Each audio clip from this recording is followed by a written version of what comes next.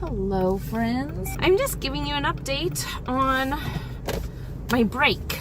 We just had a lot of sickness go on in our house. Like 3 weeks ago, maybe 4 weeks ago, we started passing colds around our house. About 3 weeks ago, I got it, and I still have it. And I finally listened to our super smart LPN, who I should have listened to long ago, Raylan's nurse, and went to the doctor today to get antibiotics because mine has turned into a sinus infection. I mean, I felt miserable for a few days, but for the most part, I haven't felt miserable. It's just been hard to sleep. Like I can't tell you how many showers I have taken in the last 3 weeks because showers help my cough calm down, and how often they are between 3 and 5 a.m. because that is when I would just not be able to go back to sleep and stop coughing because my drainage and yuck was worse in the morning. But I am headed to Walgreens now to get the antibiotics because I finally gave in and went to the doctor.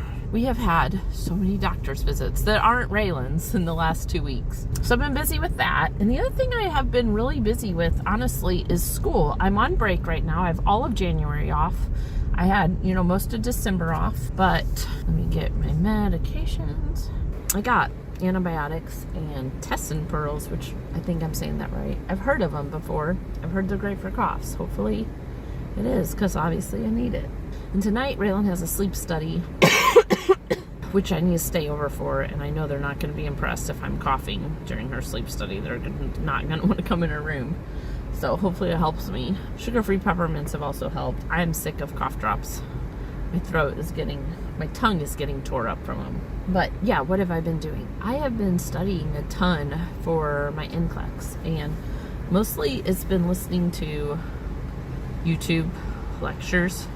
I listen to Simple Nursing, like cardiac stuff over and over and over. And then I tried taking cardiac test bank questions on Nurse Achieve. Got up to 67%, that's it. Got my drugs. I'm gonna pull over and take them now so that they can take effect as soon as possible. Good grief, guys, look at this. Look how big an amoxicillin tablet is. 875 milligrams twice a day.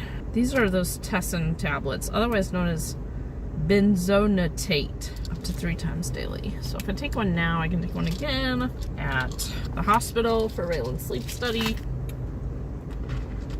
Okay, hopefully I'm on the road to recovery. How am I studying? I have not purchased any extra programs other than Nurse Achieve. I was required to purchase. First, our school, Elmhurst made us purchase HESI, and then they switched from HESI to Nurse Achieve. Honestly, they seem about the same to me. I don't have a preference. Anyways, so I listen to YouTube lectures on topics that I think I need help with.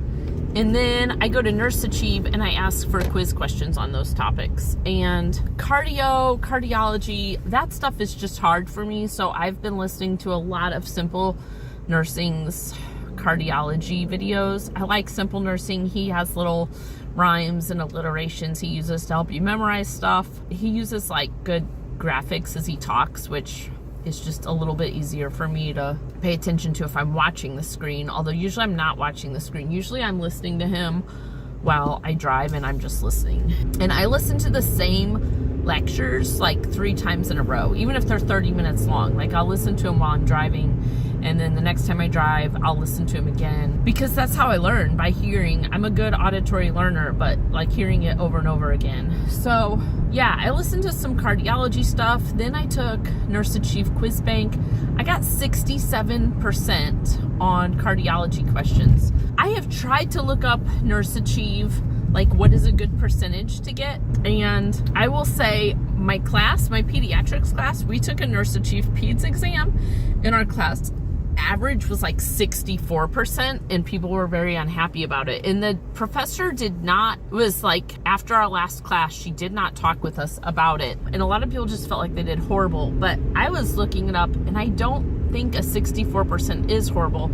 I messaged Nurse Achieve, and they said that 80% on their tests was considered mastery level.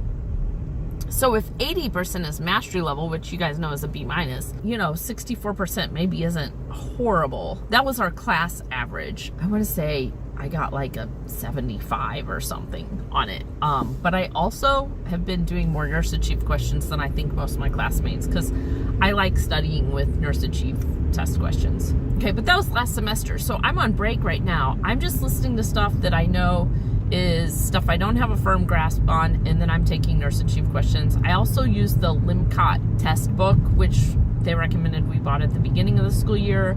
I started taking one of the practice tests, and again, I'm averaging like 65-ish%, I think, on those.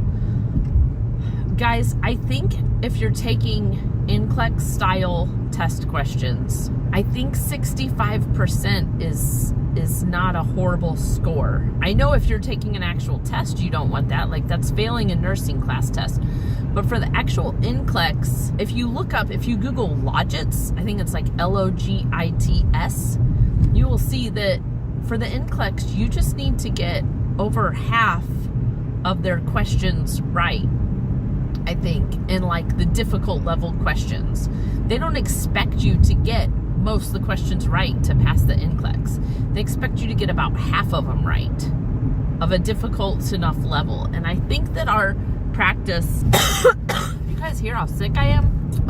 I think our practice NCLEX questions on like Nurse Achieve and HESI and LMCOT's testing, I think those are NCLEX difficult questions. I wish I had higher scores, but I think getting 65% is not horrible on those Nurse Achieve questions, on the LMCOT's questions, and I'm just going to keep practicing. I think I have about 3 weeks left of my break, and then I'm going to have school assignments, I'm going to have clinicals to do, and I'm going to have clinicals documentation, and I'm not going to have as much time to take these practice questions. So I'm trying to do that while I'm on break. And really, it's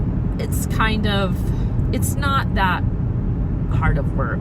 Like, there's no grades involved. I'm just doing this to learn. It's a low pressure type of learning. And hopefully then when the NCLEX comes around, my goal is to not purchase UWorld or some other like expensive program. My goal is to say, you know what, I'm going to trust that I use the stuff that Elmhurst has given me, and I've listened to enough YouTube videos. I don't need to buy some extra program, and then I'm going to pass. But yeah, half of my break being sick has not been fun, but mostly I just want to get on here to tell you it's my Christmas winter break, and what am I doing? I'm studying. I'm using Nurse Achieve.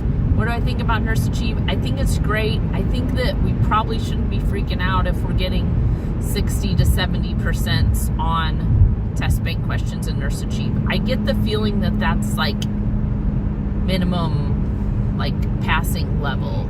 And I will take, there are computer adaptive testing. I think that's what that's called, that CATS testing.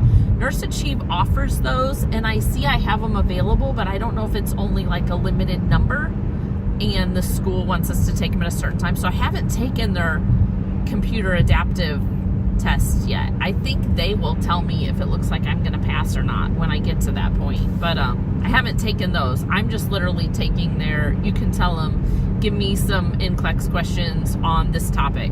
Or you can do bow tie, you can do drop down close, you can do case studies. All the types of questions that'll be on the NCLEX, you can do practice ones on the NCLEX, on Nurse Achieve, on whatever topic you want. It's a good program. Like I said, I mean, I think HESI was good too. I don't really see a big difference. I think they're all pretty much the same, but it seems like the best way to prepare for the NCLEX is to listen to YouTube videos on topics and then take the Nurse Achieve questions. And I really like Simple Mike. Simple Mike's nursing channel, I think they've analyzed the NCLEX questions and they know what we need to remember, what we need to know to pass the NCLEX. So I listen to him probably more than anyone else right now. I did listen to some like 2-hour lecture I found on YouTube on prioritization that was like, I don't know, a girl was leading it. I don't remember what channel it was, so that's not very helpful to you, but yeah, YouTube's how I learn. When I'm in the mood to listen and focus, I just pull up YouTube. It's usually while I'm driving. I'm just riding and listening, and then I replay it and listen again. Then when I get home, I try to take test questions, but I've definitely improved my cardiac knowledge, and now I'm just rambling, and I don't have anything new to say, so I'm going to save my voice and hope that this drugs start working so I can feel better soon. That's the winter break update. Fun.